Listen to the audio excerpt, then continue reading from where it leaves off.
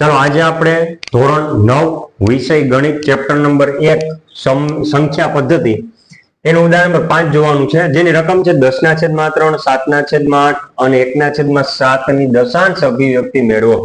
દશાંશ અભિવ્યક્તિ એટલે પોઈન્ટ વાળો જવાબ। કયો જવાબ? પોઈન્ટ વાળો। હવે એ દશાંશ અભિવ્યક્તિ ક્યારે મળે? તો કે આનો ભાગાકાર કરી નાખો ને જે જવાબ આવે એની તમારી કઈ થાય? દશાંશ અભિવ્યક્તિ થાય। તો ખાલી સિમ્પલ ભાગાકાર કરવાનો છે। પહેલા આપણે કરીએ 10/3। શું આપણે કરવાનું છે? 10/3। ક્લિયર? 10/3 જો આપણે કરી તો પેલા તો ભાગ આવે છે 3 3 9, તો 10 માંથી 9 જાય તો 1। હવે ભાગ આવે છે ને એટલે અહીં આપણે શું મૂકશું? 0 ને અહીં શું મૂકશું? આપણે પોઈન્ટ।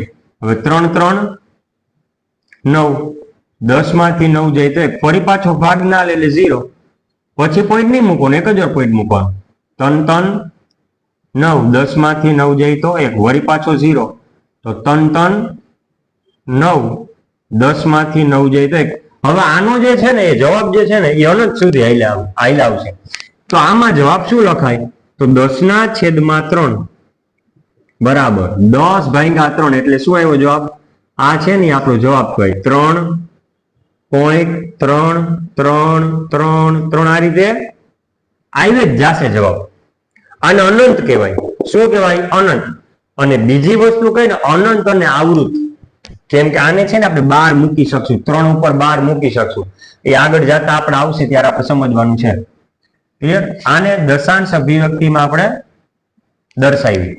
હવે આવે 7/8। તો 7 એને ભાગ્યા 8। અમુક ને તો એ પણ ખબર ને, અમુક જે છે ને 8 છે એ અંદર લખે અને 7 બહાર લખે। 8 અંદર ને 7 બહાર।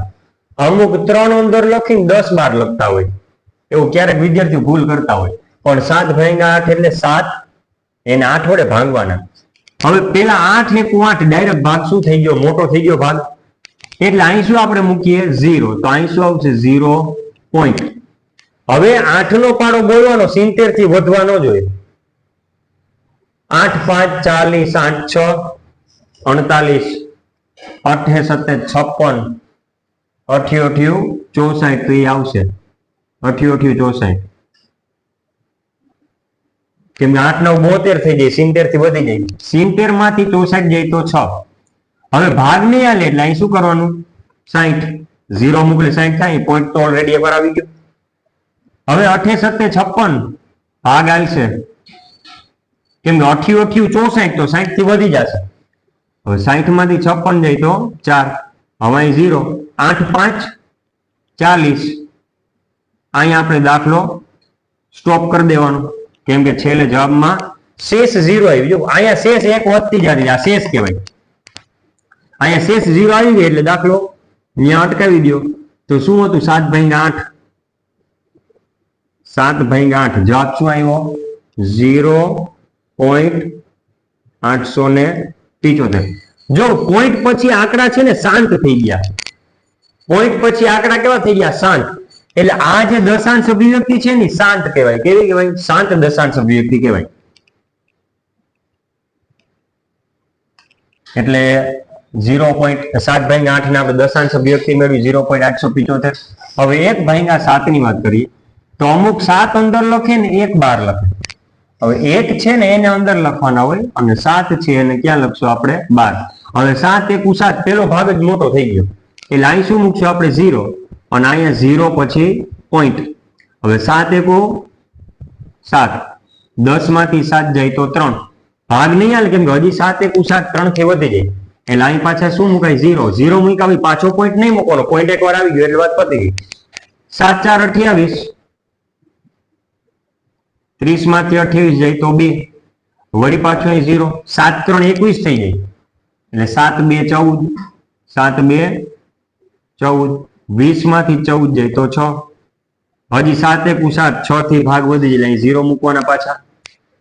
7 8 56, 7 8 56, 60 માંથી 56 જાય તો 4, અહીંયા 0, 7 5 35, 7 6 42, હવે 40 થી 42 મોટા થઈ ગયા એટલે 6 ભાગ ના લે, 7 5 35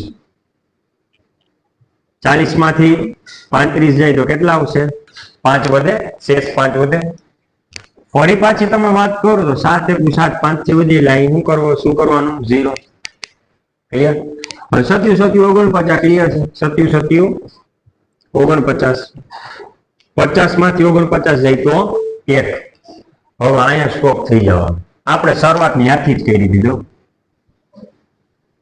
1/7 થી શરૂઆત કરી હતી ને ફરી પાછો 1/7 આવ્યો એટલે અહીંયા દાખલો સ્ટોપ કરાય કેમ કે જો હજી તમે આગળ દાખલો કરો ને અત્યારે કેવા 14 28 57 આવ્યા ને તો વળી પાછો છે ને 1 આવે વળી પાછું શું આવે 4 પછી 2 8 5 7 હજી આગળ દાખલો કરો ને તો વળી પાછું 1 4 2 8 5 7 આ રીતે તમને છે ને જવાબ મળે જ રાખશે કારણ તો કે તમે 1 આવી ગયેલો વળી પાછો અહીં શું કરશો 0 7 1 7 આવ્યો એકનો પાછો આવ્યો ને એટલે અહીંયાથી છે ને દાખલો સ્ટોપ કરી નાખવાનો શેષ 1 વધી અહીં દાખલો સ્ટોપ જવાબમાં શું લખવાનું 1/7 બરાબર જવાબ આવશે 0.142857